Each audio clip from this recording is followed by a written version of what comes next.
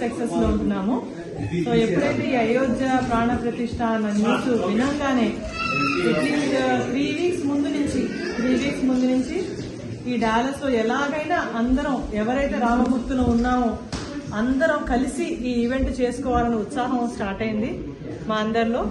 So ఇది పేరెంట్సే కాకుండా పిల్లలతో కూడా అసలు రాముడి గురించి, రాముడి క్యారెక్టర్ గురించి, రాముడు ఎలా రోల్ మోడలో మనంతా హ్యుమానిటీకి అది పిల్లలతో ఎక్కువగా వాళ్ళని ఇన్స్పైర్ చేద్దామనే ఉద్దేశంతో మేము అందరం, ఇది ఒక బ్యానర్ నుంచి కాదు, బేసికలీ అందరూ లైక్ మైండెడ్ పీపుల్ అందరూ డాలస్ అక్రాస్ వచ్చేరి అందరి సహాయంతో మేము ఈ ఈవెంట్ ఇవాళ చేసుకోవడం జరిగింది. We'll also see the live telecast చూస్తాం ఇప్పుడు.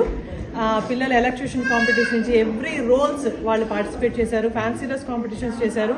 రామాయణంలో ఎవ్రీ క్యారెక్టర్ ఇంపార్టెంటే. అది అంత గ్రేట్ ఎపిక్ ఎందుకు అయిందంటే because every role has its equal value. So పిల్లలు చాలా మీనింగ్ఫుల్గా ప్రజెంట్ చేశారు. ఒక స్పెక్టాక్యులర్ డాన్స్ పర్ఫార్మెన్స్ చేశారు.